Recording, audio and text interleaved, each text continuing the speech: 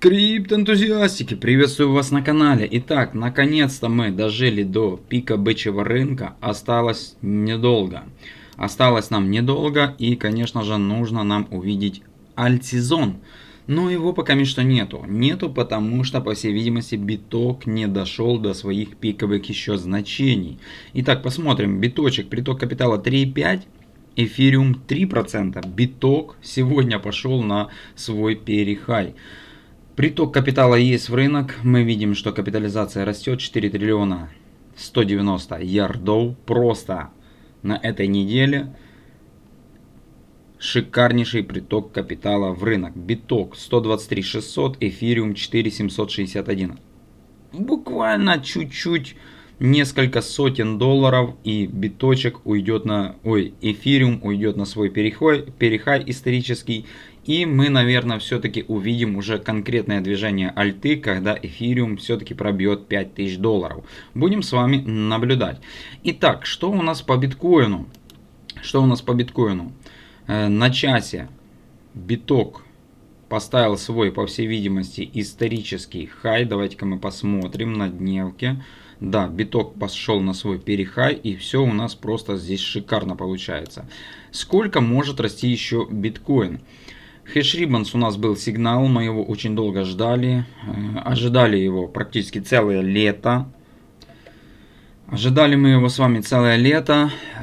Распознали вот эту вот коррекцию. И сейчас на данный момент очень интересный и важный момент. Нужно увидеть пик по биткоину. И самое важное, нужно распознать, где этот будет пик, чтобы в дальнейшем не облажаться.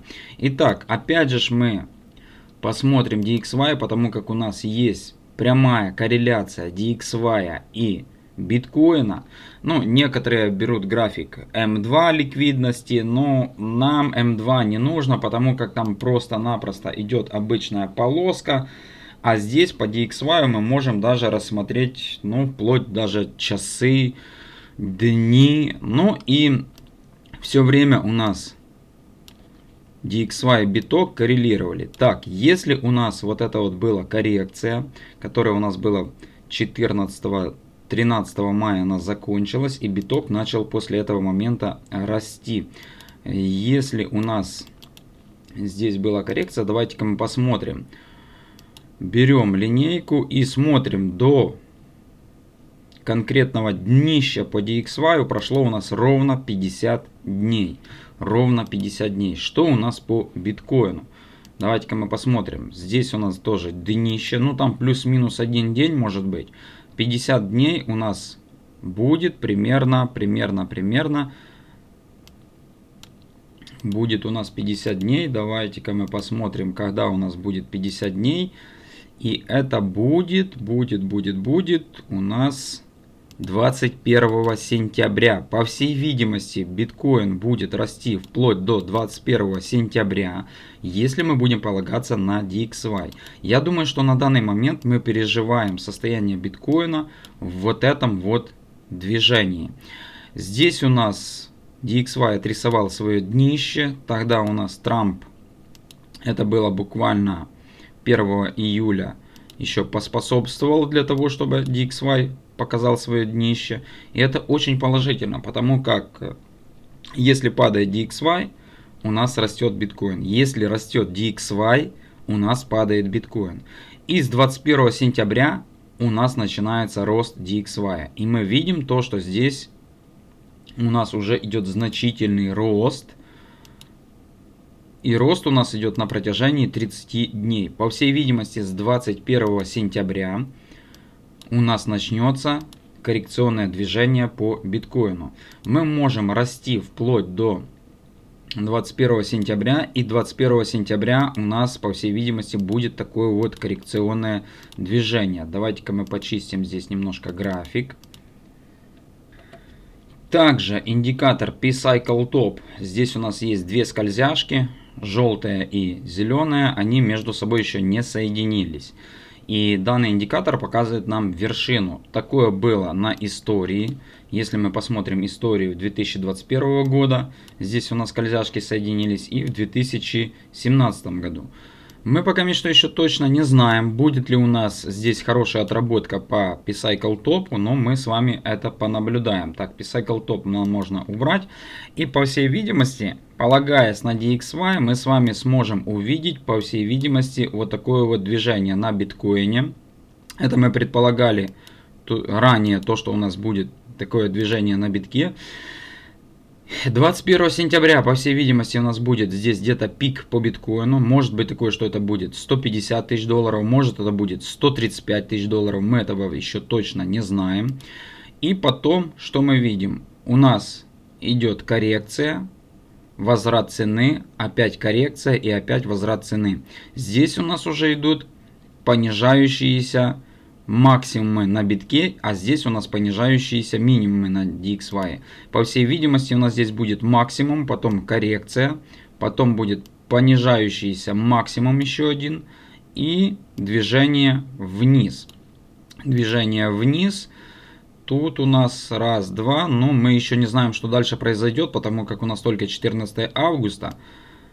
Но можно полагаться тоже на курс DXY. И тут, по всей видимости, мы видим то, что есть остановка у нас падения по DXY. По всей видимости, мы здесь увидим уже вершину на биткоине. Дальше формировать третью вершину еще очень сложно, потому как мы не видим то, что дальше будет происходить на DXY. Но, наверное, все-таки здесь у нас будет пик по биткоину и будет формироваться нисходящий такой вот локальный канал.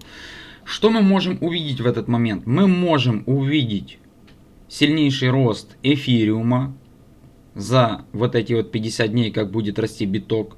Также мы с вами можем увидеть и рост альткоинов. Может быть такое, что здесь они сделают и альт-сезон. А можем, конечно же, увидеть еще после того, когда будет рост альткоинов, коррекционное движение на альте. И в этом вот боковике по биткоину мы можем увидеть еще продолжение альт-сезона. Как это было примерно в 2021 году. Что мы тогда видели?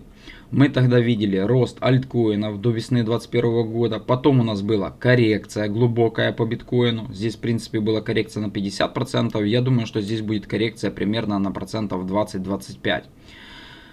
Сильнейшая будет коррекция на альте, и потом еще с одной волной роста битка мы с вами, наверное, сможем увидеть еще одну волну роста на альте. По всей видимости, будут отстреливать то одни альткоины, то другие альткоины. Одновременно они не будут стрелять. Похожая ситуация была в 2021 году. Мы увидели рост лайткоина весной, XRP, потом у нас был откат на полгода.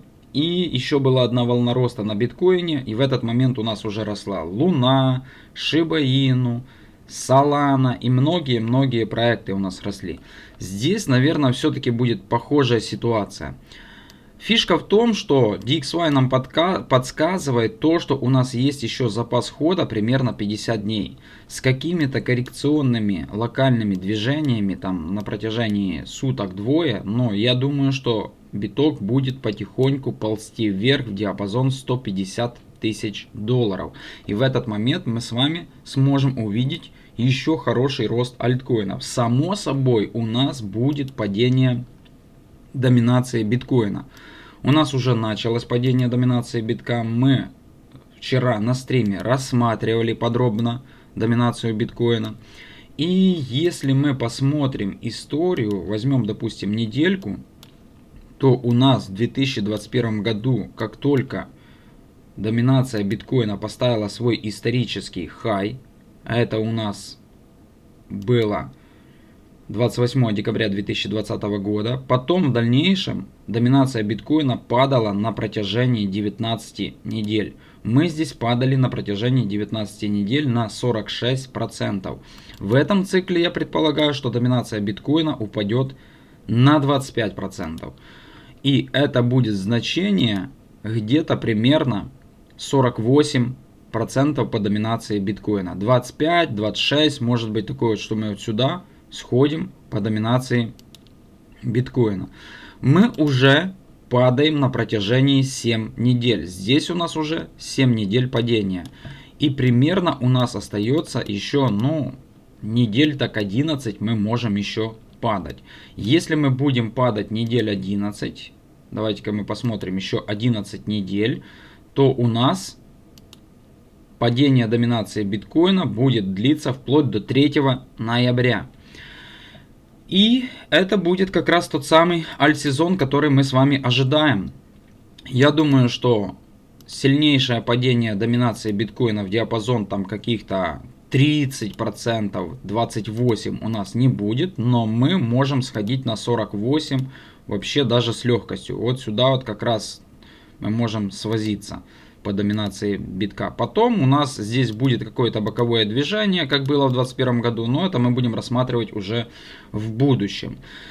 И 11 недель. 11 недель, если мы посмотрим на биток,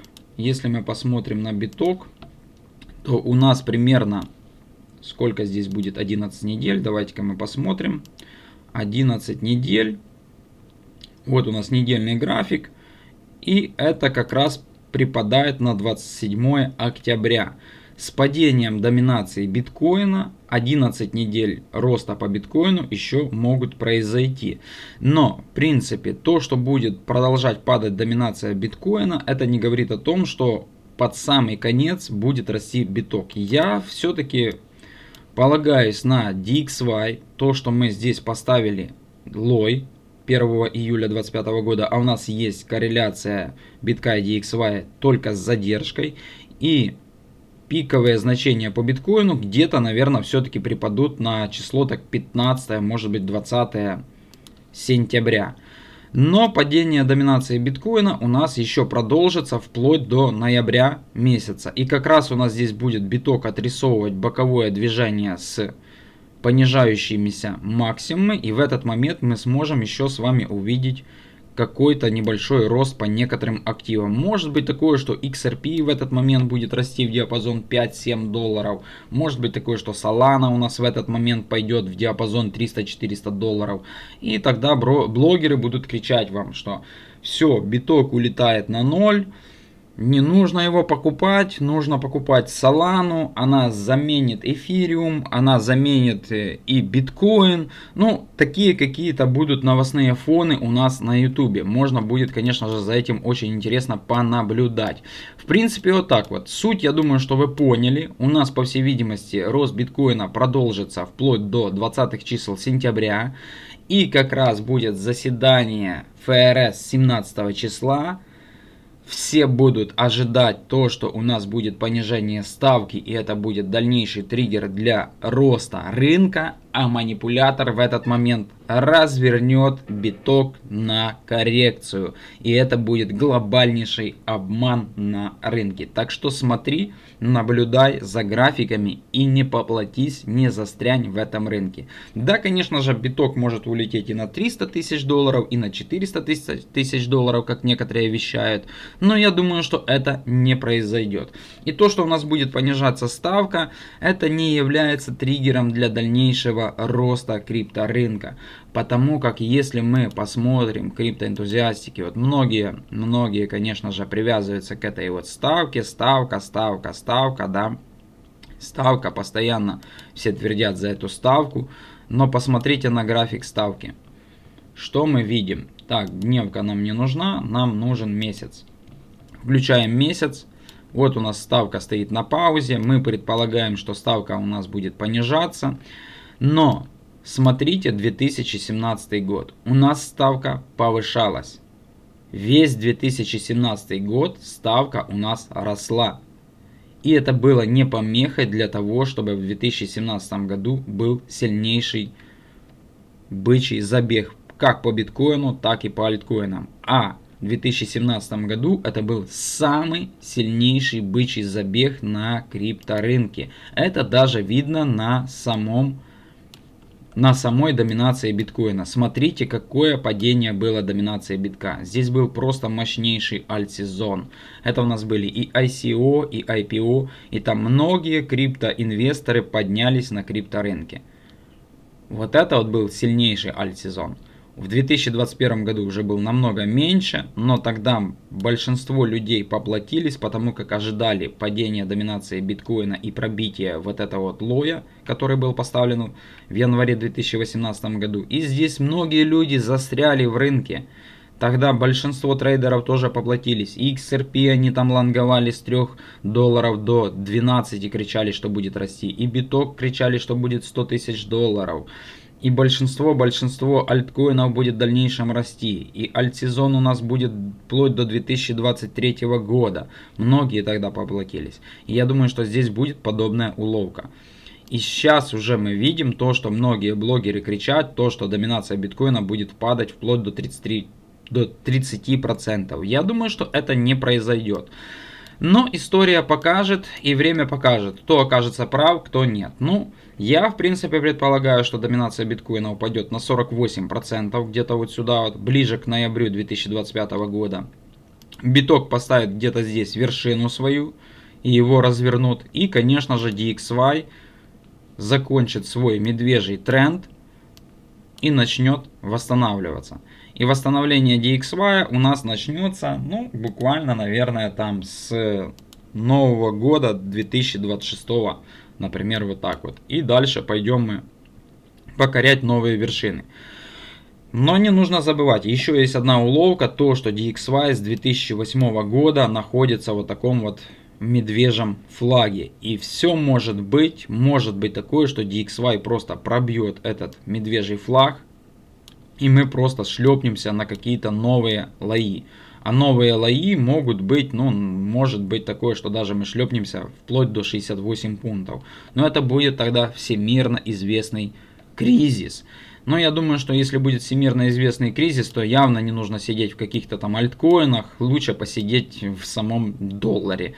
Или, ну, вообще даже лучше посидеть в самом долларе. Потому как в 2008 году у нас была подобная ситуация, смотрите. Тоже у нас здесь был такой вот медвежий флаг. Мы шлепнулись очень сильно низко, забрали вот этот вот флагшток, наподобие как и здесь вот формируют они флагшток. И здесь у нас был всемирно известный кризис в 2008 году. Здесь тоже очень тяжелая ситуация на DXY. Но мы надеемся то, что у нас все будет хорошо.